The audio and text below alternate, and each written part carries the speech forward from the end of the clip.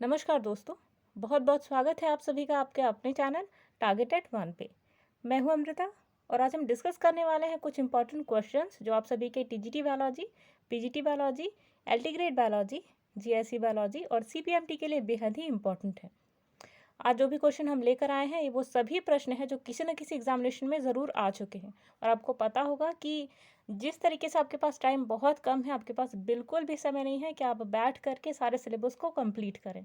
तो better way is, अब आपको क्या करना है, आपको वो सारे क्वेश्चंस को रिपीट करना है, उन एमसीक्यूज़ को रिवाइज करना है। हालांकि देखिए, आपने जब वो चीज़ें पढ़ी हुई हैं एक बारी तो आपको जस्ट रिवाइज करना है, ठीक है। तो आप जस्ट रिवाइज कीजिए और बिल्कुल स्मार्ट स्टडी कीजिए। दैट मीन्स कि आपको सिर्फ एमसीक्यू लगाने हैं और ये वही एमसीक्यू हैं जो आपके एग्जामिनेशंस के लिए इंपॉर्टेंट है, जो अदर एग्जामिनेशंस में आ चुके हैं।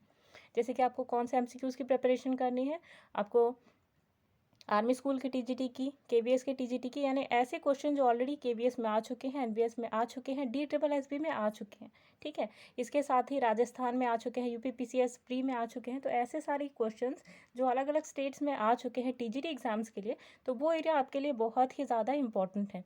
और आज की सीरीज़ में हम वही सारे प्रश्न आपके लिए लेकर आए हैं जो कभी ना कभी किसी न किसी एग्जामिनेशंस में आ चुके हैं। तो प्लीज़ वीडियो को एंड तक देखें क्योंकि आज की सीरीज़ आप सभी के लिए बहुत ही ज़्यादा हेल्पफुल होगी आपके एग्जामिनेशंस में। तो चलिए टाइम ना वेस्ट करते हुए स्टार्ट करते हैं आज की सीरीज़। लेकिन सीरीज़ स्टार्ट करने से पहले एक इन्फॉर्मेशन आप सभी के लिए कि अगर आप हमारे टेलीग्राम परिवार का एक सदस्य बनना चाहते हैं तो डिस्क्रिप्शन बॉक्स में दिए गए लिंक पे क्लिक करके आप हमारे टेलीग्राम चैनल को ज्वाइन कर सकते हैं। चलिए अब बढ़ते हैं आज के पहले प्रश्न की तरफ। आज का पहला प्रश्न है, कार्पोस्पोर्स ऑफ बैट्रिकोस्पर्मम आर, यानी कि बैट्रिकोस्पर्मम में फल बीजाणु क्या है। पहला ऑप्शन है आपका नेकेड एंड नॉन मोटाइल, यानी कि नग्न और अचल। ऑप्शन नंबर बी है आपका नेकेड एंड मोटाइल, यानी कि नग्न और चर। ऑप्शन नंबर सी है कवर्ड एंड नॉन मोटाइल, यानी कि आवृत और अचल। और ऑप्शन नंबर डी है आपका कवर्ड एंड मोटाइल, यानी कि आवृत और चर। अब देखिए, क्वेश्चन के अकॉर्डिंग जो आपका करेक्ट आंसर बनता है ये है ऑप्शन नंबर 1, यानी कि नेकेड एंड नॉन मोटाइल, ठीक है। अब देखिए, एक्स्ट्रा फैक्ट के रूप में ध्यान रख लीजिए कि कार्पोस्पोर्स जो होते हैं, यानी कि कार्पोस्पोर्स ये प्रोड्यूस होते हैं कार्पोस्पोरेंजियम के अंदर। एंड यहाँ पे जो नंबर ऑफ कार्पोस्पोर्स होते हैं ये सिंगल होता है एक कार्पोस्पोरेंजियम के अंदर, यानी कि एक कार्पोस्पोरेंजियम के साथ में एक कार्पोस्पोर्स वहाँ पे प्रेजेंट होता है, ठीक है। ये चीज़ आपको ध्यान में रखनी है। अगला क्वेश्चन देखिए, अगला प्रश्न है, in Chlorophyceae the sexual reproduction occurs by, यानी कि क्लोरोफाइसी के अंदर जो लैंगिक जनन है वो कैसा होता है ये आपको बताना है। चार ऑप्शन आप सभी की स्क्रीन पे। सबसे पहला ऑप्शन है आइसोगैमी एंड एनाइसोगैमी। और हिंदी वर्जन में देखिए, समयुग्मन तथा असमयुग्मन द्वारा। ऑप्शन नंबर बी है आइसोगैमी, एनाइसोगैमी और ऊगैमी, यानी कि समयुग्मन, असमयुग्मन और विषम युग्मन द्वारा। थर्ड देखिए, ऑप्शन नंबर सी है ऊगैमस या ऊगैमी ओनली, यानी केवल विषम युग्मन द्वारा। और लास्ट है आपका एनाइसोगैमी एंड ऊगैमी, यानी कि असम युग्मन तथा विषम युग्मन द्वारा। तो यहाँ पर जो आपका करेक्ट आंसर निकल कर आता है ये है आपका ऑप्शन नंबर बी, यानी कि एनाइसोगैमी, आइसोगैमी एंड ऊगैमी। अब देखिए, क्लोरोफाइसी जो होता है इसके अंदर सेक्सुअल रिप्रोडक्शन जो होता है 3 प्रकार से होता है जो हमने अभी देखा। तो क्वेश्चन के अकॉर्डिंग जो आपका करेक्ट आंसर है वो है आपका ऑप्शन नंबर बी, ठीक है। इसके साथ आपको ध्यान रखना है कि आइसोगैमी क्या होती है, एनाइसोगैमी क्या होती है और ऊगैमी क्या होती है। तो सबसे पहले हम बात करते हैं आइसोगैमी की। देखिए, आइसोगैमी क्या होता है, तो आइसोगैमी मतलब होता है कि देखिए, आइसोगैमी मतलब कि जो गैमेट्स होते हैं वो सिमिलर होते हैं साइज़ में, यानी कि एक अगर इतना बड़ा है तो दूसरा भी इतना ही बड़ा होगा, ठीक है। मेल और फीमेल दोनों गैमेट्स की हम बात कर रहे हैं यहाँ पे, ठीक है। तो ये आपका होगा आइसोगैमी, ठीक है। एनाइसोगैमी मतलब कि जो फ्यूजन होता है गैमेट्स का, इसमें जो दो गैमेट्स होते हैं या तो एक दूसरे के सिमिलर होते हैं या फिर डिसिमिलर होते हैं साइज़ में, ठीक है। साइज़ में डिफरेंट होते हैं लेकिन मॉर्फोलॉजी आपको यहाँ पे थोड़ी थोड़ी सी डिफरेंट मिलेगी, ठीक है। यानी कि एक अगर मान लीजिए फ्लैजेलेटेड है तो दूसरा क्या है, साइज में सिमिलर है लेकिन एक फ्लैजेलेटेड होगा एक फ्लैजेलेटेड नहीं होगा, ठीक है। ऊगैमी में देखिए, ऊगैमी के अंदर ऊगैमी जो होता है एक टाइप होता है एनाइसोगैमी का, और इसमें क्या होता है एक फ्लैजेला एक यहाँ पे एग जो होगा यहाँ पे ये आपका होगा लार्जर इन साइज और जो मेल गैमेट होगा वो होगा स्मॉलर इन साइज, ठीक है। तो ये था कॉन्सेप्ट जो आपको इस प्रश्न से जानना बेहद ही ज़रूरी था। अगला प्रश्न देखिए, which of the following is a terrestrial alga, यानी कि निम्नलिखित में से कौन सा स्थलीय शैवाल है। तो चारों ऑप्शन आप सभी की स्क्रीन पे। सबसे पहला ऑप्शन है आपका सिलोशीते यानी कि कॉलियोकीट स्कूटाटा, ठीक, यानी कि सिलोशीते स्कूटाटा। और ऑप्शन नंबर बी है आपका फ्रिश्चियाला ट्यूबरोस यानी कि फ्रिश्चियाला ट्यूबरोसा। ऑप्शन नंबर सी है सिलोशीते नाइटेलरम यानी कि केलियोकीट नाइटेलम। और ऑप्शन नंबर डी है कॉलिकीट सॉल्यूट और यह है कॉलिकीट सॉल्यूटा। तो देखिए क्वेश्चन के अकॉर्डिंग जो आपका करेक्ट आंसर निकल कर आता है यह है ऑप्शन नंबर बी यानी कि फ्रिश्चियाला ट्यूबरोसा, ठीक है। ऑप्शन नंबर बी में देखा आपने कि ट्यूबरोसा जो है Fritschiella tuberosa is an terrestrial algae. Terrestrial मतलब कि ना वो ज़ेरोफाइटिक कंडीशन हो यानी कि मरुस्थलीय भी ना हो और ना ही वो एक्वाटिक यानी कि पानी वाली कंडीशन हो यानी कि सूखी हो और नॉर्मल हो, ठीक है। तो वो जो कि आपकी टेरेस्ट्रियल कहलाएगी। फ्रिश्चियाला का जो जीनस फ्रिश्चियाला जो है एक जीनस है जिसमें एल्गी फैमिली शिलोफोरेसी में आती है। इसके साथ ही जो फर्स्ट इंसान था जिन्होंने इसे डिस्क्राइब किया था तो वो थे MOP आयंगर, ठीक है। कौन थे? MOP आयंगर। ईयर क्या था इसका? तो इसका ईयर था 1932, ठीक है।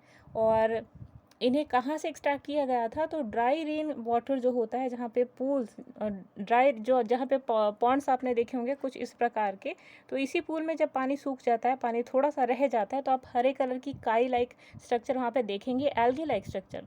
तो वहीं पे से इसे एक्सट्रैक्ट किया गया था 1932 में MOP आयंगर द्वारा। चलिए, तो क्वेश्चन के अकॉर्डिंग आपका करेक्ट आंसर है ऑप्शन नंबर बी। अगले क्वेश्चन पे आते हैं। देखिए, intercalary heterocyst are found in, यानी कि अंतर्वेशी हेट्रोसिस्ट पाए जाते हैं कहाँ पर, ये आपको बताना है। चारों ऑप्शन देखिए। सबसे पहला ऑप्शन है आपका अंतर्वेशी हेट्रोसिस्ट, सबसे पहला ऑप्शन है आपका एनाबेना। ऑप्शन नंबर बी है आपका ग्लियोट्राइकिया। ऑप्शन नंबर सी है रिबुलेरिया और ऑप्शन नंबर डी है आपका एनाबेनोप्सिस, ठीक। तो क्वेश्चन के अकॉर्डिंग जो आपका करेक्ट आंसर निकल कर आता है ये है ऑप्शन नंबर ए यानी कि एनाबेना, ठीक है। तो इंटरकैलरी हेट्रोसिस्ट पाया जाता है एनाबेना के अंदर। अब देखिए एक्स्ट्रा फैक्ट के रूप में आपको ध्यान रखना है कि हेट्रोसिस्ट आर स्पेशलाइज्ड सेल्स, ठीक है। एनाबेना के अंदर एक विशिष्ट प्रकार की सेल यानी कि कोशिका पाई जाती है जो किसकी तरह काम करती है? नाइट्रोजन फिक्सेशन की तरह, ठीक है। नाइट्रोजन फिक्सिंग एजेंट की तरह काम करते हैं, ठीक है। इनका फंक्शन क्या होता है? नाइट्रोजन फिक्सेशन, ठीक है। किसका? हेट्रोसिस्ट का। तो इसकी जो ब्रांचिंग फिलामेंट होती है ये जब टूट जाती है तो एक काइनेट की तरह फंक्शन करने लगती है, ठीक है। काइनेट मतलब कि मान लीजिए आपका स्ट्रक्चर है, ठीक है, एनाबेना का, और यहाँ पे एक सेल आपको इस प्रकार से दिखाई दी, ठीक है। ये क्या है? नाइट्रोजन फिक्सिंग के लिए रिस्पॉन्सिबल होता है हेट्रोसिस्ट, ठीक है। यहाँ से जब ये टूट जाती है, अलग हो जाती है पैरेंट बॉडी से, तो एक काइनेट की तरह इनके सिंगल मैच्योर्ड सेल की तरह फंक्शन करती है। और यहाँ पर एक स्पेशल फैक्टर आपको याद रखना है कि एनाबेना जो है वो रिलेशन यानी कि सिम्बियोटिक रिलेशनशिप में रहता है कुछ प्लांट्स के साथ में जिनमें मॉस्किटो फर्न जो है वो आता है, ठीक है। यानी कि मॉस्किटो फर्न के साथ में एनाबेना का एक सिम्बियोटिक रिलेशनशिप होता है। सिम्बियोसिस मतलब कि जहाँ पर एक जो प्लांट या ऑर्गेनिज्म है ये दूसरे प्लांट या ऑर्गेनिज्म के लिए बेनिफिशियल होते हैं, दोनों एक दूसरे के लिए, ठीक है। तो ये आपका क्या कहलाएगा? ये आपका कहलाएगा सिम्बियोटिक रिलेशनशिप, ठीक है। अगला देखिए, अगला क्वेश्चन है Chlamydomonas is characterized by possessing, यानी कि जो क्लेमाइडोमोनास है उसमें लाक्षणिक रूप में विद्यमान क्या होता है ये आपको बताना है। चारों ऑप्शंस देखिए। सबसे पहला ऑप्शन है आपका multi cellular and biflagellate vegetative cells, यानी कि बहुकोशिकी एवं दो कशाभिकाधारी कायिक कोशिकाएं। ऑप्शन नंबर बी है unicellular and biflagellate vegetative cells, यानी कि एक कोशिकीय एवं दो कोशिकाभिधारी कायिक कोशिकाएं। ऑप्शन नंबर सी है आपका यूनिसेलुलर एंड यूनिफ्लैजिलेट वेजिटेटिव सेल्स, यानी कि एक कोशिकीय एवं एक कशाभिकाधारी कायिक कोशिकाएं। ऑप्शन नंबर डी है unicellular and A flagellate vegetative cells, यानी कि एक कोशिकीय एवं कशाभिका विहीन कायिक कोशिकाएं, ठीक है। अब देखिए क्वेश्चन के अकॉर्डिंग जो आपका करेक्ट आंसर निकल कर आता है ये है ऑप्शन नंबर बी, यानी कि क्लेमाइडोमोनास के अंदर कैरेक्टरिस्टिक फीचर के रूप में, लाक्षणिक रूप में जो सबसे बेस्ट कैरेक्टरिस्टिक माना जाता है वो होता है यूनिसेलुलर और बाइफ्लैजिलेटिव वेजिटेटिव सेल्स। बाइफ्लैजिलेट मतलब कि जो सेल्स है इनके ऊपर दो फ्लैजिला आपको नजर आएगा, ठीक है। चलिए अगला क्वेश्चन देखिए। अगला क्वेश्चन है सिनेक्टियल एपिडर्मिस इज फाउंड इन, यानी कि सिनेक्टियल एपिडर्मिस जो है वो कहाँ पे पाया जाता है ये आपको बताना है। सबसे पहला ऑप्शन है प्लेनेरिया, ऑप्शन नंबर बी है आपका एस्केरिस, ऑप्शन नंबर सी है आपका अर्थवर्म और ऑप्शन नंबर डी है आपका स्टार फिश। तो क्वेश्चन के अकॉर्डिंग जो आपका करेक्ट आंसर निकल कर आता है ये है ऑप्शन नंबर बी यानी कि एस्केरिस। ठीक है, एस्केरिस के अंदर जो क्यूटिकल होती है, क्यूटिकल जो होती है यहाँ पे वो मल्टी न्यूक्लिएट होती है। ठीक है, यानी कि एक क्यूटिकल मतलब क्या होता है, यहाँ पे एपिडर्मिस के ऊपर जो पतली सी लेयर पाई जाती है ना इसे क्यूटिकल कहा जाता है। तो क्यूटिकल कैसी होती है यहाँ पे, मल्टी न्यूक्लिएट, यानी कि एक क्यूटिकल सेल के अंदर कई सारे न्यूक्लियस पाए जाते हैं। और जो एपिडर्मिस होती है एस्कैरिस की उसे स्निग्टियल कहा जाता है, और विथ स्कैटर्ड न्यूक्लिया, यानी कि पूरे सेल्स के अंदर जो पूरे न्यूक्लियस होते हैं पूरे तरीके से स्कैटर्ड होते हैं। ठीक है, और यहाँ पे जो वॉल होती है उसमें कोई भी पार्टीशन नज़र नहीं आती। ठीक है, अगला क्वेश्चन देखिए, the material widely use in preparation of tissue culture medium agar is obtained from, यानी कि टिश्यू कल्चर यानी कि ऊतक संवर्धन माध्यम के निर्माण में प्रचुरता से प्रयोग किया जाने वाला पदार्थ एगर किससे प्राप्त किया जाता है ये आपको बताना है। यानी बेसिकली क्वेश्चन आपसे पूछ रहा है कि जो एगर है वो कहाँ से निकाला जाता है या एक्सट्रैक्ट किया जाता है। तो चारों ऑप्शन देखिए आपके सामने। सबसे पहला ऑप्शन है शैवाल यानी कि एल्गी, ऑप्शन नंबर बी है आपका कवक यानी कि फंजाई, ऑप्शन नंबर सी है आपका ब्रायोफाइट्स यानी कि ब्रायोफाइटा, और ऑप्शन नंबर डी है आपका जिम्नोस्पर्म यानी कि नग्न बीजी। तो क्वेश्चन के अकॉर्डिंग जो आपका करेक्ट आंसर यहाँ पे निकल कर आता है वो है आपका ऑप्शन नंबर ए यानी कि एल्गी। तो एल्गी के अंदर से ही निकाला जाता है एगर, वो भी किस एल्गी से निकाला जाता है ग्लाइडियम एल्गी से। ठीक है, ग्लाइडियम एल्गा से। ठीक है, एगर का यूज़ कहाँ होता है, तो ये जैम जेलीज बनाने के लिए यूज़ किया जाता है। इसका प्रिपरेशन हो सकता है टिश्यू कल्चर मीडियम के द्वारा। ठीक है, तो इम्पॉर्टेंट फैक्ट था जो आपको जानना ज़रूरी था। अगला क्वेश्चन देखिए, Ectocarpus can be collected in nature from, यानी कि जो प्राकृतिक रूप से एक्टोकार्पस एकत्रित किया जा सकता है वो किस तरीके से। ठीक है, सबसे पहला ऑप्शन है आपका दिल्ली यानी कि दिल्ली से, ऑप्शन नंबर बी है आपका बैंगलोर यानी कि बैंगलोर से, ऑप्शन नंबर सी है आपका ओखा से, और ऑप्शन नंबर डी है आपका चंडीगढ़ से। तो क्वेश्चन के अकॉर्डिंग जो आपका करेक्ट आंसर निकल कर आता है यह है जो एक्टोकार्पस है उसे नेचुरली कलेक्ट किया जाता है आपके ओखा से। ठीक है, देखिए बहुत इंपॉर्टेंट क्वेश्चन है और ये पूरी उम्मीद है आपकी पीजीटी के एग्जामिनेशंस में आने, क्योंकि ऑलरेडी आपके यूपी पीसीएस में ये क्वेश्चन आ चुका है। ठीक है, और जितने भी यूपी पीसीएस के हमें पे प्रश्न बताते हैं उस पर आपको एस्टेरिक मार्क करना है क्योंकि ये बेहद ही इंपॉर्टेंट है। ठीक है, तो यहाँ पे हमने आपका करेक्ट आंसर बताया था ऑप्शन नंबर सी यानी कि ओखा।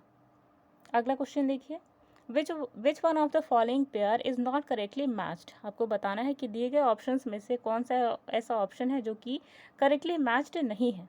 ऑप्शन नंबर 1 है आपका हेट्रोसिस्ट जिसके आगे लिखा है ऑसिलेटोरिया, ऑप्शन नंबर बी है आपका आयोडीन जिसके आगे लिखा है लैमिनेरिया और फ्यूकस, ऑप्शन नंबर सी है आपका एगर जिसके सामने जैलिडियम लिखा है और ग्लासिलेरिया, और ऑप्शन नंबर डी है आपका फ्यूकोजैंथिन जिसके आगे लिखा है ब्राउन एल्गी। ठीक है, तो अब आप अपने तरीके से बताइए, क्योंकि एल्गी का चैप्टर हम ऑलरेडी पूरे तरीके से ख़त्म कर चुके थे जब हमने शुरू में वीडियो स्टार्ट करी थी। ठीक है, तो आंसर अगर आपको पता है तो कमेंट बॉक्स में लिख दीजिए प्लीज़, और अगर नहीं पता है तो चलिए आंसर हम डिस्कस करते हैं यहाँ पर। तो देखिए क्वेश्चन के अकॉर्डिंग जो आपका ऑप्शन है वो है ऑप्शन नंबर ए यानी कि हेट्रोसिस्ट। आयोडीन निकाला जाता है लैमिनेरिया से, सभी को पता है। एगर हमने अभी बात की कि जैलिडियम से निकाला जाता है। फ्यूकोजैंथिन मतलब होता है ब्राउन एल्गी। तो सारे ही मैचेस सही हैं। जब जो इनकरेक्ट है वो है हेट्रोसिस्ट। ठीक, तो हेट्रोसिस्ट आपका एनाबेना में प्रेजेंट होता है, तो या एनाबेना या फिर नॉस्टॉक में या फिर ऑसिलेटोरियम में, एनाबेना जो होता है वो आपका नॉस्टेक में प्रेजेंट होता है, हेट्रोसिस्ट आपका नॉस्टॉक में प्रेजेंट होता है और एनाबेना में। ठीक है, तो चलिए क्वेश्चन के अकॉर्डिंग जो आपका करेक्ट आंसर था वो है ऑप्शन नंबर 1। अगला क्वेश्चन देखिए, study of algae is called, very simple question और इसका आंसर मेरे ख्याल से सभी बच्चे दे सकते हैं। ठीक है, तो बेटा अगर आप लोग को ये आंसर पता है तो प्लीज़ कमेंट बॉक्स में लिख दीजिएगा। ठीक है, चलिए एक बार क्वेश्चन को डिस्कस कर लेते हैं। तो स्टडी ऑफ एल्गी यानी कि शैवालों का जो अध्ययन है वो क्या कहलाता है। सबसे पहला ऑप्शन है आपका option number A pomology, option number B है इकोलॉजी, ऑप्शन नंबर सी है फाइकोलॉजी और ऑप्शन नंबर डी है आपका माइकोलॉजी। ठीक है, तो क्वेश्चन के अकॉर्डिंग जो आपका करेक्ट आंसर निकल कर आता है ये है ऑप्शन नंबर सी यानी कि फाइकोलॉजी।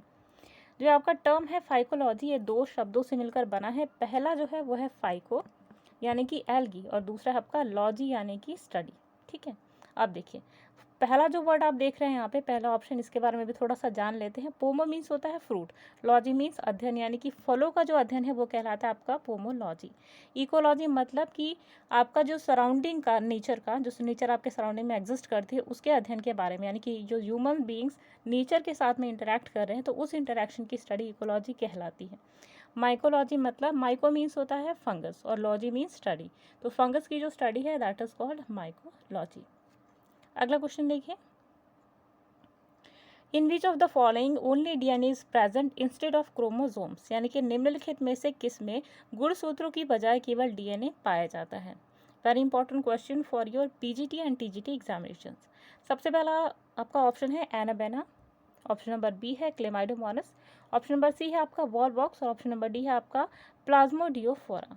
तो क्वेश्चन के अकॉर्डिंग यहाँ पे जो आपका करेक्ट आंसर बनता है यह है ऑप्शन नंबर 1 यानी कि एनाबेना।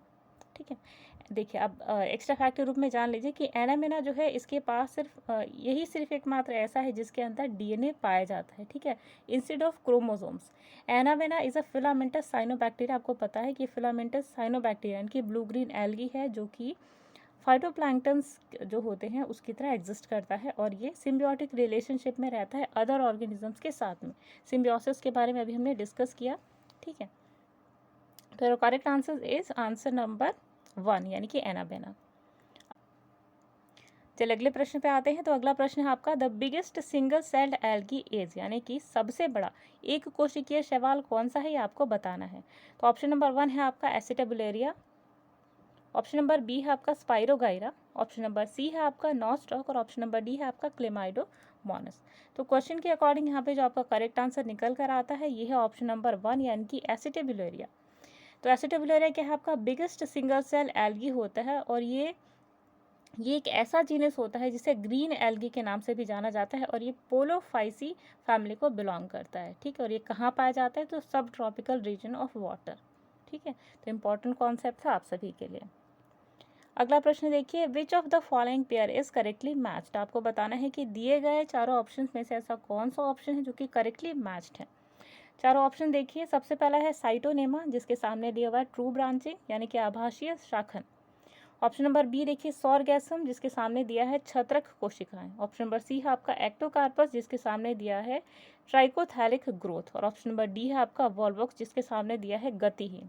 ठीक है, तो अब देखिए इसको आप किस तरीके से देखेंगे। इसका करेक्ट आंसर देखिए, इसका करेक्ट आंसर है ऑप्शन नंबर सी यानी कि ऑप्शन नंबर सी जो है आपका वो करेक्टली मैच्ड है, यानी एक्टोकार्पस के पास होता है ट्राइकोथैलिक्स ग्रोथ। ठीक है, अगला क्वेश्चन देखिए, अगला क्वेश्चन है which one of the following has a single thylakoid पर ग्रेना, यानी कि निम्नलिखित में से किस में एक ग्रेनम में केवल एक ही थाइलाकॉइड पाया जाता है। सबसे पहला ऑप्शन है आपका red algae, option number B है आपका brown algae, option number C है आपका ग्रीन एल्गी और ऑप्शन नंबर डी है आपका ब्रायोफाइट्स। ठीक है, तो क्वेश्चन के अकॉर्डिंग जो आपका करेक्ट आंसर निकल कर आता है यह है ऑप्शन नंबर 1 यानी कि रेड एल्गी। यहाँ पे जो रेड एल्गी होता है इसके अंदर एक डिस्टिंक्ट फीचर होता है, यानी कि एक कैरेक्टरिस्टिक फीचर होता है। वो क्या होता है कि इनके पास यूकैरियोटिक सेल होती है विदाउट फ्लैजेला एंड क्लोरोप्लास्ट। ठीक है, और इनके अंदर एक थाइलाकॉइड एक ग्रेना के अंदर प्रेजेंट होता है, तो काफ़ी अलग होता है जो इन्हें दूसरे एल्गी से अलग बनाता है। ठीक है, इसके साथ ही इनके पास फाइकोबिली प्रोटीन्स होते हैं एज अ एसेसरी पिगमेंट, यानी कि स्टोर करने के लिए इनके, मतलब मान लीजिए आपका क्लोरोफिल है। ठीक है, इसके साथ साथ एक और पिगमेंट प्रेजेंट होता है जिसे फाइकोबिली प्रोटीन कहा जाता है जो कि इन्हें रेड कलर प्रोवाइड करता है। अगर आपसे कहा जाए कि रेड एल्गी के अंदर ऐसा कौन सा कंपोनेंट है जो इन्हें रेड कलर प्रोवाइड करता है तो उसका नाम है फाइकोबिली प्रोटीन। ठीक है, अगला प्रश्न देखिए, अभी हमारा बॉटनी का सेक्शन खत्म हुआ और हम बात करते हैं अब जूलॉजी के सेक्शन की तरफ। ठीक है, तो सबसे पहला हमारा प्रश्न है Ascaris is most commonly found in. तो आपको बताना है कि एस्केरिस जनरली सामान्यतः कहाँ पाया जाता है। तो चारों ऑप्शन देखिए, सबसे पहला ऑप्शन है आपका मैन यानी कि नरों में जनरली पाया जाता है। ऑप्शन नंबर बी है आपका वुमेन यानी कि मादाओं में पाया जाता है। ठीक है, नेक्स्ट ऑप्शन देख लीजिए, और नेक्स्ट ऑप्शन है आपका वुमेन्स यानी कि नेक्स्ट ऑप्शन है आपका चिल्ड्रन यानी कि बच्चों में, और ऑप्शन नंबर डी है आपका एडल्ट ऑप्शन नंबर डी है आपका बोथ ए एंड बी यानी कि दोनों ए और बी में। तो क्वेश्चन के अकॉर्डिंग जो आपका करेक्ट आंसर निकल कर आता है ये है आपका ऑप्शन नंबर सी यानी कि चिल्ड्रन। ठीक है, जनरली बच्चों में ही, क्योंकि बच्चे ही ऐसे स्टेज में होते हैं जो किसी भी चीज़ को प्रॉपरली वॉश्ड नहीं होती उस चीज़ को भी खा लेते हैं।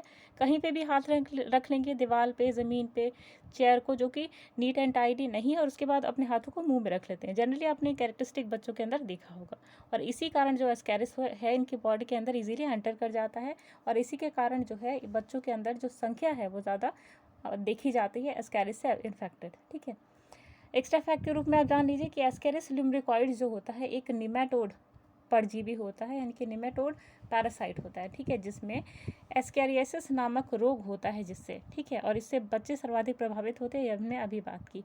ये सूअर और मानव की आंतों में एक पैरासाइट की तरह रहता है। ठीक है, और इसकी बीमारी की शुरुआत में सांस लेने में तकलीफ होती है, यानी पहला सांस लेने में तकलीफ होगी। ठीक, दूसरा क्या होता है इसमें, दूसरा चीज़ होता है बुखार, यानी कि फीवर। ठीक है, तीसरी चीज़ जो आपको नज़र आएगी वो होगी, इससे पेट में सूजन जैसी नज़र आती है, और पेट दर्द होता है लगातार, और डायरिया के लक्षण भी प्रकट होते हैं। ठीक है, तो बहुत ही इंपॉर्टेंट कॉन्सेप्ट है आपके टीजीटी बायोलॉजी के लिए। ठीक है, अगला क्वेश्चन देखिए, which of the following parasites has no intermediate host, यानी कि ऐसे कौन से पैरासाइट हैं, निम्नलिखित में से ऐसा कौन सा परजीवी है जिसका कोई मध्यमवर्ती पोषी नहीं होता। ये आपका एलटी ग्रेड बायोलॉजी का क्वेश्चन है और बेहद ही इंपॉर्टेंट है। देखिए चार ऑप्शन क्या है। सबसे पहला ऑप्शन है आपका फीता क्रमी, ऑप्शन नंबर बी है आपका एस्केरिस, ऑप्शन नंबर सी है आपका लिवर फ्लूक, और ऑप्शन नंबर डी है आपका मलेरियल पैरासाइट। तो क्वेश्चन के अकॉर्डिंग जो आपका करेक्ट आंसर निकल कर आता है ये है ऑप्शन नंबर बी, यानी कि एस्केरिस। अब देखिए, एस्कैरिस एक ऐसा परजीवी है जिसमें कोई भी मध्यमवर्ती पोषी नहीं पाया जाता, यानी कि इंटरमीडिएट होस्ट नहीं होता है। इसका मतलब ये सिर्फ इसे एक टर्म दिया जाता है जिसका कोई ऐसे ऑर्गेनिज्म जिनका कोई भी इंटरमीडिएट होस्ट नहीं होता, इनके लिए एक टर्म दिया जाता है। क्या दिया जाता है वो, मोनोजेनेटिक। ठीक, मोनोजेनेटिक टर्म जो है वो दिया जाता है। जबकि फीताक्रमी यानी कि जो टेप वर्म होते हैं, जो लिवर फ्लूक होते हैं, जो मलेरियल पैरासाइट होते हैं, इन सभी के मध्यमवर्ती पोषी पाए जाते हैं, यानी कि इंटरमीडिएट होस्ट पाए जाते हैं। ठीक है, अभी एक्स्ट्रा फैक्ट में भी देखिए आपके क्वेश्चन आ सकता है कि निम्नलिखित में से कौन से ऐसे जीव हैं जिनके अंदर इंटरमीडिएट होस्ट पाए जाते हैं। ठीक, सॉरी, इंटरमीडिएट होस्ट नहीं पाए जाते। इस तरह के क्वेश्चन के साथ साथ अगर आप पूछा जाए कि किन में इंटरमीडिएट होस्ट पाए जाते हैं, तो आपको पता है टेप वर्म में, लिवर फ्लूक में और मलेरियल पैरासाइट में। ठीक है, तो ये इंपॉर्टेंट कॉन्सेप्ट था जो आपके लिए जानना बेहद ही ज़रूरी था इस प्रश्न से रिलेटेड। अगला क्वेश्चन देखिए, male Ascaris differs from female Ascaris in having, यानी कि जो नर एस्कैरिस होता है वो मादा एस्कैरिस से किस प्रकार भिन्न होता है, ये आपको बताना है।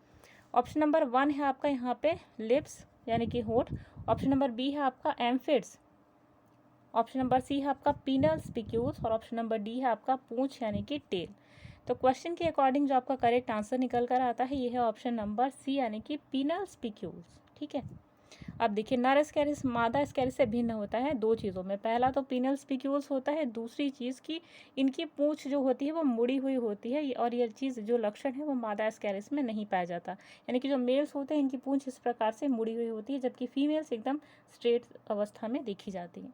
ठीक है, अब देखिए नर और मादा एस्कैरिस में अंतर क्या होता है, तो एक बार स्क्रीन को क्लियर कर लेते हैं, फिर आपको डिफरेंस बताते हैं। सबसे पहला देखिए मेल एस्कैरिस, और यहाँ पे देखिए फीमेल एस्कैरिस।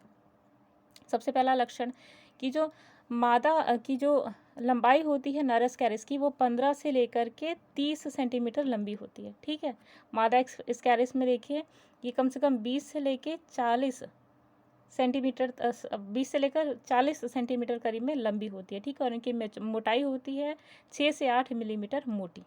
दूसरी देखिए, जो नर होता है इनमें पक्ष छोटा आधार तल की ओर मुड़ा हुआ होता है, यानी कि जो इनका बेस होता है ऐसे कॉइल्ड होता है, जबकि जो फीमेल होती है बिल्कुल स्ट्रेट होती है। अगला देखिए, ज़्यादातर यहाँ पे जिनके अवस्कर द्वार होते हैं निकले, यानी कि एक जोड़ी पीनल ग्लैंड जो होते हैं, पीनल जो है स्पिक्यूल्स यहाँ पे प्रेजेंट होते हैं इनके अंदर, मेल्स के अंदर, जबकि फीमेल्स के अंदर ये कम्प्लीटली एब्सेंट होते हैं। ठीक है, अगला देखिए, लास्ट जो है वो है इनके पास अग्रपद अंकुर उपस्थित होते हैं, और इन जबकि फीमेल्स में होते हैं वो अंकुर अनुपस्थित होते हैं, यानी कि अग्रपद जो होते हैं वो मेल्स में प्रेजेंट होते हैं और फीमेल्स में एब्सेंट होते हैं। ठीक है, तो ये बेसिक डिफरेंस था जो आपको जानना ज़रूरी था। अगले प्रश्न पे देखें, अगला प्रश्न है through which of the following organ Ascaris passes during its life cycle, यानी कि अपने पूरे जीवन चक्र में जो एस्कैरिस होता है वो अपने पूरे जीवन चक्र में एस्कैरिस किस लाइफ साइकिल के किस स्टेज में या किस ऑर्गन में ट्रैवल करके नहीं जाता। ठीक है, तो इम्पॉर्टेंट क्वेश्चन है आप सभी के एग्जामिनेशंस के लिए। ठीक है, अब देखिए इसका जो करेक्ट आंसर है आपका, पहले ऑप्शन देख लीजिए। सबसे पहला ऑप्शन है आपका स्प्लीन, ऑप्शन नंबर बी है आपका लंग, ऑप्शन नंबर सी है आपका किडनी और ऑप्शन नंबर डी है आपका स्केलेटल मसल। तो क्वेश्चन के अकॉर्डिंग जो आपका करेक्ट आंसर निकल कर आता है ये है ऑप्शन नंबर बी यानी कि लंग। लंग मतलब फेफड़े। ठीक है, अब देखिए जो पूरी लाइफ साइकिल होती है एस्कैरिस की, एस्कैरिस कहाँ पे ट्रैवल नहीं करता है ये आपको बताना है कि इसकी पूरी लाइफ साइकिल के अंदर जो किस किस ऑर्गन्स में जो एस्कैरिस है वो पास करता है अपनी लाइफ साइकिल को, यानी कि जो उसका जीवन चक्र है वो किस किस ऑर्गन से ट्रैवल होकर के जाता है। ठीक है, सबसे पहला देखिए स्प्लीन। स्प्लीन जो होता है वहाँ पर एस्कैरिस लार्वा के रूप में रहता है जिसे रैबिडिफॉर्म लार्वा कहा जाता है। एक बार स्क्रीन को क्लियर कर लें। देखिए सबसे पहला वो स्प्लीन में जाता है, स्प्लीन में रैबिडिफॉर्म लार्वा के रूप में एग्जिस्ट करता है। दूसरा लंग यानी कि फेफड़े, तो लंग में ये किस तरीके से थर्ड या फोर्थ जो लार्वल फॉर्म है इसमें एग्जिस्ट करते हैं। और जो सीक्वेंस होता है ऑर्गन्स का जहाँ पर लार्वा ये पास करते हैं, सबसे पहले देखिए लीवर, फिर हार्ट, फिर लंग और उसके बाद फिर इंटेस्टाइन। ठीक है, यहाँ पे थर्ड और फोर्थ लार्वल स्टेज जो है यहाँ पर पाई जाती है। अगला देखिए किडनी के अंदर जब ये होते हैं तो किडनी के अंदर किसी भी स्टेज में लार्वा इसमें नहीं पाया जाता, तो किडनी जो होती है वो फ्री ऑफ एस्कैरिस पाई जाती है। दूसरा देखिए स्केलेटल मसल्स, तो लार्वल स्टेज जो होती है वो स्केलेटल मसल्स में भी नहीं पाई जाती, तो कहाँ पाई जाती है? लीवर के अंदर, हार्ट के अंदर, लंग्स के अंदर और इंटेस्टाइन के अंदर। ठीक है, इसका लार्वल फॉर्म क्या कहलाता है? तो रैबिडिफॉर्म लार्वा कहलाता है। ठीक है, अगला प्रश्न देखिए। अगला प्रश्न है एम्फिड्स ऑफ एस्कैरिस आर। आपको बताना है कि एस्कैरिस के अंदर जो एम्फिड्स होते हैं वो किस टाइप के होते हैं आपको बताना है। तो देखिए तो चारों ऑप्शन देखिए। सबसे पहला ऑप्शन है आपका baro receptors, option number B है chemo receptors, option number C है टैक्टो रिसेप्टर्स और ऑप्शन नंबर डी है आपका ऑल्फैक्टोरो रिसेप्टर्स। तो क्वेश्चन के अकॉर्डिंग जो आपका करेक्ट आंसर निकल कर आता है यह आपका ऑप्शन नंबर बी यानी कि कीमो रिसेप्टर्स। ठीक, अब देखिए कीमो रिसेप्टर्स मतलब कि एस्कैरिस का जो एम्फिड रसायन युक्त होता है, यानी कि ये कीमो रिसेप्टर्स की तरह एम्फिड्स काम करते हैं। ठीक है, कीमो रिसेप्टर मतलब कि केमिकल्स की तरफ ये रिएक्ट करते हैं। ठीक, जैसे मान लीजिए कि H2SO4 है तो उसके साथ में उससे कैसे रिएक्ट करना है, हालांकि H2SO4 के साथ ये रिएक्ट नहीं कर पाएगा, हाईली एसिडिक होता है। ठीक है, मतलब केमिकल्स की तरफ इनका रिएक्शन होता है थोड़ा बहुत, ये स्टिमुलस की तरह वो स्टिमुलस की तरह एक्ट कर रहा है तो ये क्या देंगे? रिस्पॉन्स देंगे। ठीक है, दूसरा देखिए ऑल्फैक्टोरो रिसेप्टर्स की बात करी जाए तो ये गंध से संबंधित होता है। ऑल्फैक्शन मतलब स्मेल से रिलेटेड। ठीक है, टैक्टो मतलब टच से रिलेटेड। ठीक है, बैरो मीन्स प्रेशर से रिलेटेड, तो बैरो मतलब क्या होता है? प्रेशर, टैक्टो मीन्स होता है टच, ऑल्फैक्शन मतलब होता है स्मेल। ठीक है, तो इन सभी ये साइंटिफिक टर्म है जिनका मतलब आपको पता होना चाहिए। ठीक है, अगला क्वेश्चन देखिए।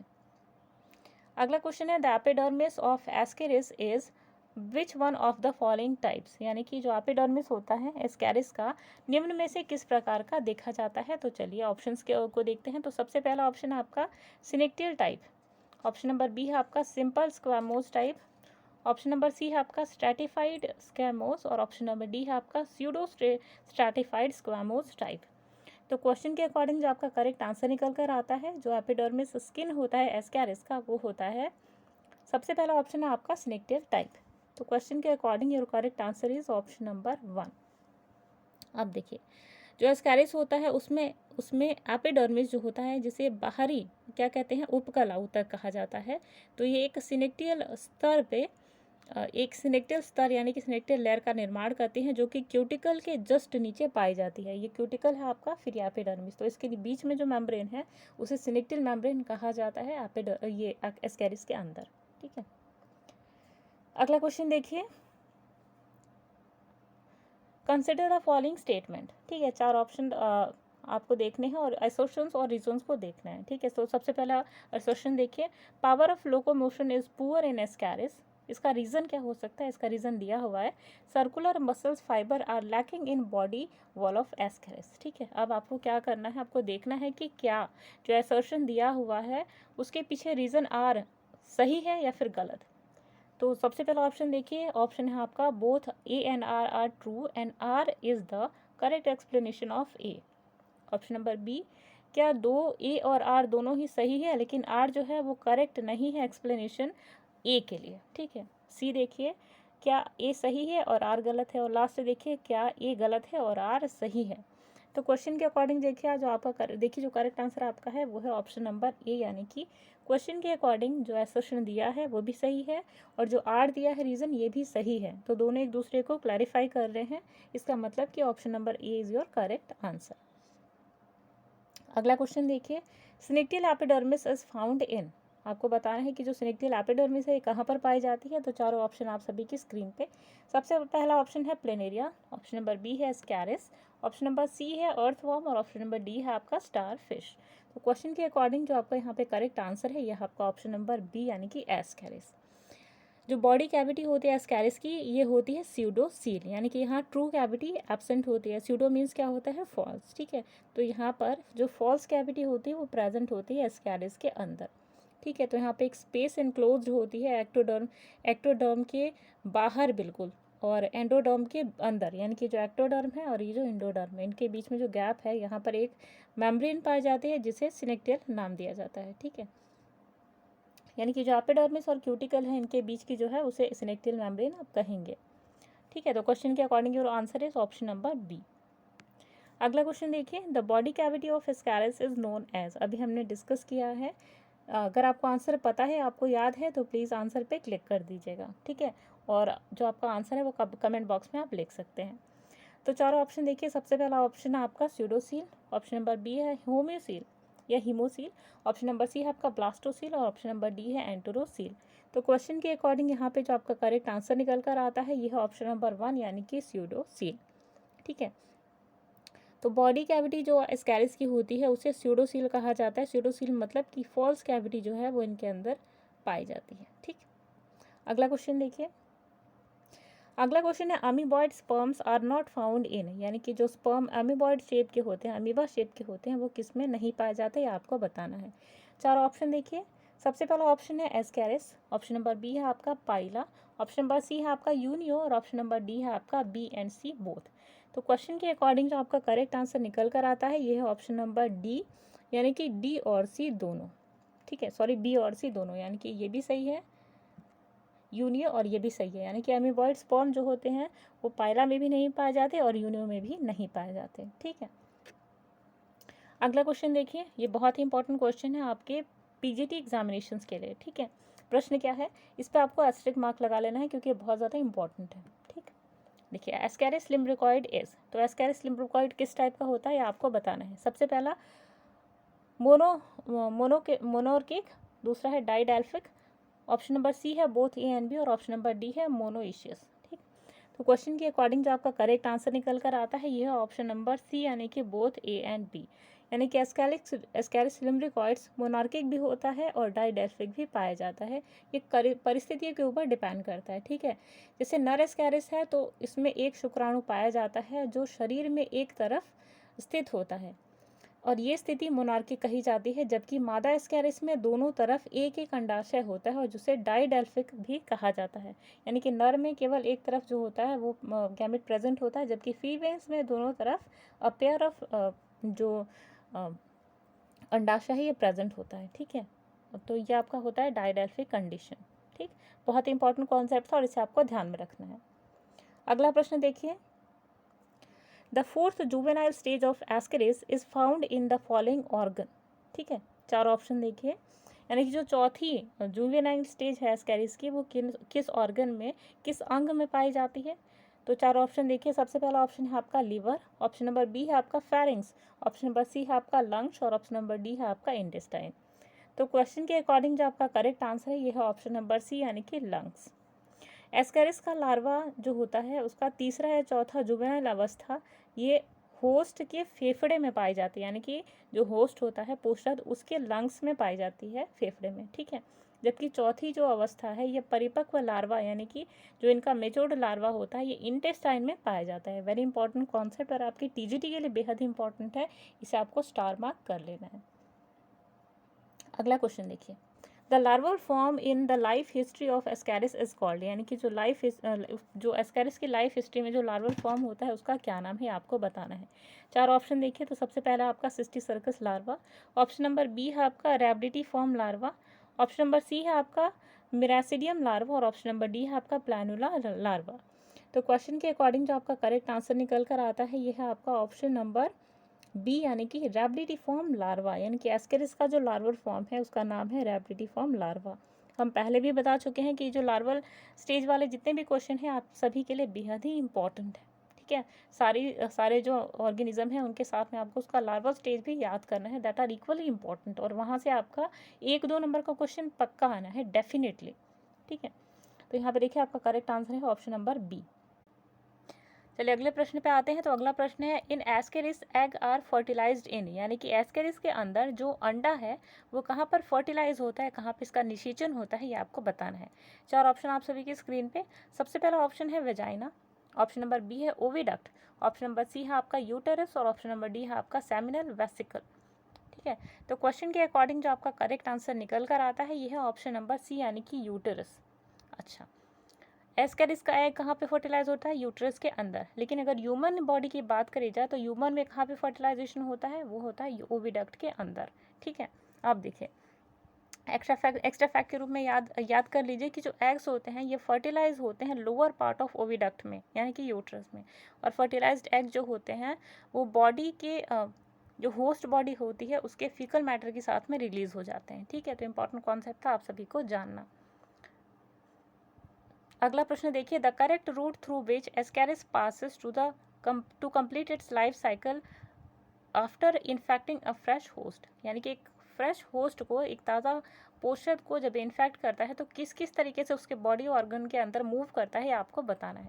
4 ऑप्शन देखिए, सबसे पहला intestine, liver, heart, lung, pharynx, stomach और इंटेस्टाइन। ठीक है, थोड़ा सा जो टंग है वो थोड़ा सा स्लिप कर जाती है।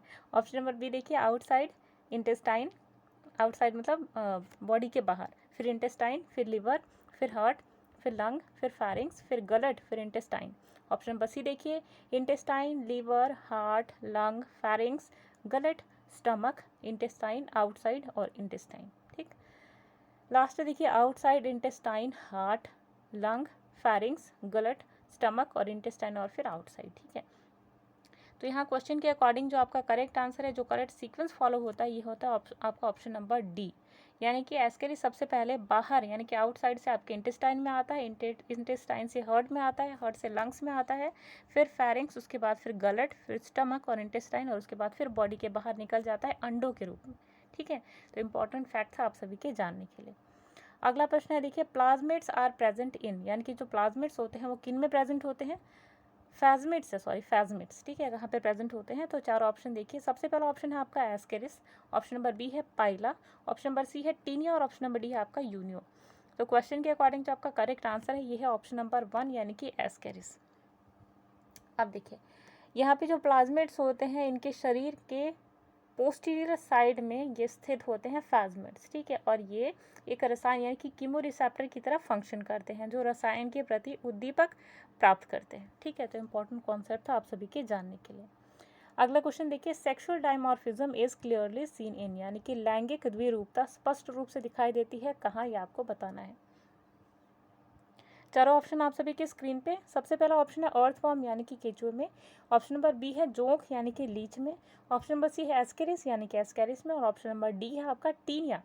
ठीक है, तो क्वेश्चन के अकॉर्डिंग जो आपका करेक्ट आंसर है यह है आपका ऑप्शन नंबर सी, यानी कि एस्केरिस में आपको सेक्सुअल डायमॉर्फिज्म दिखाई देता है, मतलब कि यहाँ पे जो मेल और फीमेल होते हैं इनमें जो 2 तरीके के शरीर की संरचनाएं हैं, 2 डिफरेंट ये आपको नज़र आती हैं। सबसे पहले अगर हम नर की बात करें तो एस्केरिस स्तनियों में जो आंत होता है उसमें मोनोजेनेटिक परजीवी के रूप में पाया जाता है। ठीक है, और एस्केरिस में केवल लैंगिक जनक यानी कि सेक्सुअल रिप्रोडक्शन देखा जाता है और जननांग अत्यधिक विकसित होते हैं, और जो देह गुहा यानी कि बॉडी में जो कैविटी होती है ये स्वतंत्र स्थित और एक लिंगी यानी कि यूनिसेक्सुअल होती है, और नर एवं मादा जो होते हैं एस्कैरिस में वो स्पष्ट लिंग भेद यानी कि लैंगिक डायमॉर्फिज्म, सेक्सुअल डायमॉर्फिज्म के साथ में देखे जाते हैं। मतलब डायमॉर्फिज्म मतलब क्या, कि मेल और फीमेल की जो बॉडी है सेक्सुअली वो डिफरेंट है दोनों से। कैसे होगी, जो मेल है वो क्या है, बॉडी कॉइल्ड है, फीमेल की बिल्कुल स्ट्रेट है। मेल के एक साइड जो है वो सेक्सुअल ऑर्गन प्रेजेंट होता है और फीमेल के दोनों साइड में। ठीक है, तो ये तो चीज़ें क्लियर हैं पहले ही, और ये चीज़ हमने ऑलरेडी डिस्कस भी करी है। तो यही कहलाता है आपका सेक्सुअल डायमॉर्फिज्म। ठीक है, तो दोस्तों आज की हमारी जो सीरीज़ थी उसमें इतने ही प्रश्न थे, और मेरे ख्याल से सभी प्रश्न आपके लिए बेहद ही इंपॉर्टेंट हैं। ठीक है, चाहे आप टीजीटी के एग्ज़ाम में अपीयर हो रहे हो या फिर अपने पीजीटी के एग्ज़ाम्स में, और ये बहुत ही ज़्यादा हेल्प करेंगे आपके नॉलेज को बूस्ट करने के लिए। और ये जो स्क्रीन पर आप देख रहे हैं ये हमारे टेलीग्राम चैनल का लिंक है, और ये आपको डिस्क्रिप्शन बॉक्स में मिल जाएगा। तो उस पर लिंक पे क्लिक करके आप हमारे टेलीग्राम चैनल का एक हिस्सा बन सकते हैं। चलिए फिर मिलते हैं एक और वीडियो में, नेक्स्ट वीडियो में, जो आपकी नॉलेज को और भी ज़्यादा बूस्टअप करेगी। तब तक के लिए दीजिए अमृता को इजाज़त।